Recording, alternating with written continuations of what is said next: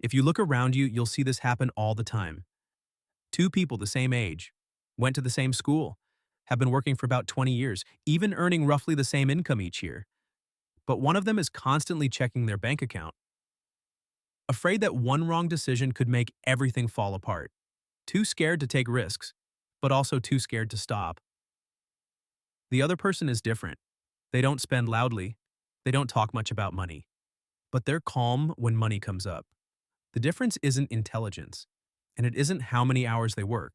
It's how each person understands how money actually works. Throughout history, there have been groups of people who couldn't rely on homes, land, or long-term stable systems. Assets could be lost, rules could change. But what they were always able to keep was how they managed risk, cash flow, and value. From that came some very practical principles. Money is a tool for solving problems. Money has to stay flexible to survive volatility. Knowledge only matters when it works in real life. And most importantly, understanding the rules of money matters more than blind effort.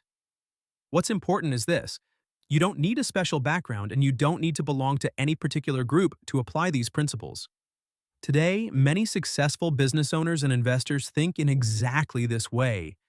They don't chase status, they build systems, and they stay financially calm even when markets move against them. In this video, I will share 5 foundational ways of thinking about money ideas that are practical, grounded, on and quietly determine who lives stressed about money and who stays calm around it. 1. Money is a tool. The problem isn't money, it's how we relate to it. A lot of people struggle with money not because they earn too little, but because they have an emotional relationship with it. Here's a situation most people recognize. When your money goes up, you feel more confident. When it goes down, you feel anxious, sometimes even panicked. What does that tell you? Money is controlling your emotions. In the way wealthy people think and in long-standing business frameworks, money isn't seen as good or bad. It's seen for what it actually is: a tool. Tools don't have morals. A knife isn't evil. A hammer isn't virtuous. How you use them determines the outcome. When money is tied to emotion, you're afraid to spend, even when you should. Or you spend to calm yourself down. Or you make financial decisions out of fear instead of logic. Wealthy people break that connection. They don't ask, "How does this money make me feel?" They ask, "What problem does this money solve, and does it improve my system?" The lesson isn't to love money or hate it. It's simple. Don't let money run your emotions. 2. Control money. People who struggle usually live in reaction mode. Most bad financial decisions are made in a reactive state. Think about how most people live with money. Money comes in, then they spend. Money runs low, then they worry. Markets move, then they panic. Bad news hits, then they freeze or make reckless moves. That's reaction mode. And in that mode, money is always in charge. Wealthy people do the opposite. They don't let money dictate every small decision. They put money into a system from the start. That system already answers questions like, what is this money for? What happens if income stops? What do I do when markets turn against me? When the system exists, you don't have to think and panic anymore. That's why two people with the same income can live completely different financial lives. Not because one earns more, but because one controls money while the other reacts to it. The lesson here is simple. When money isn't inside a system, it ends up inside your emotions, and emotions make bad decisions. 3. Intelligence doesn't create money. Solving real problems does. And many people believe that if they're smart enough, educated enough, or have enough credentials, money will eventually follow. That's not how reality works. Look around. You'll find plenty of people who study hard, read constantly, know a lot, yet their income hasn't moved in years. Not because they're incapable, but because markets don't pay for knowledge. Markets pay for problems being solved. Here's how wealthy people think about value. Your value isn't what you know, it's what you help other people avoid, save, or improve. When you learn only for yourself, you get smarter. But your income doesn't change. When you learn to solve specific problems, money shows up as a byproduct. The lesson here isn't know more, it's who do I help and how. 4. Making money isn't about running faster, It's about knowing the rules. Most people don't lose money because they're lazy. They lose because they're playing without understanding the rules.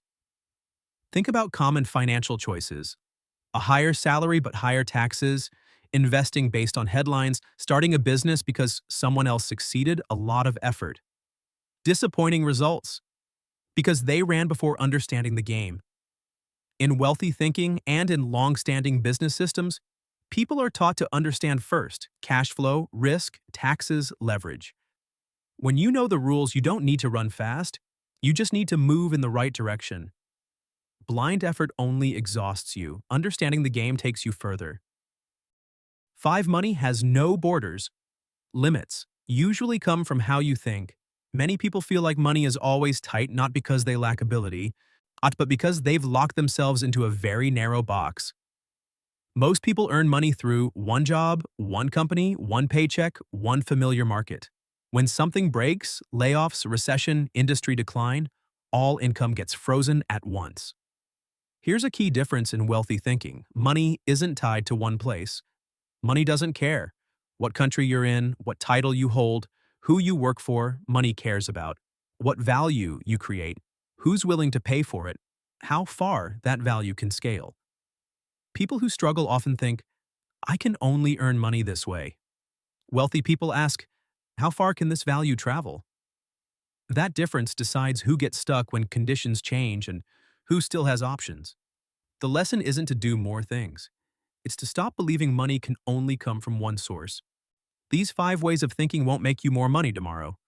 If you're looking for a quick trick, this isn't that video. But if you look back at the financial decisions that have stressed you out for years, spending out of anxiety, investing out of fear of missing out, working harder without feeling any relief, you'll see the issue wasn't a lack of effort. It was how money was understood from the beginning. When you treat money as a tool, not an emotion, put it into a system instead of reacting month to month. Focus on value instead of collecting information. Learn the rules before jumping in.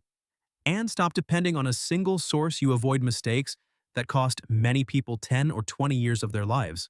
But this is only the foundation.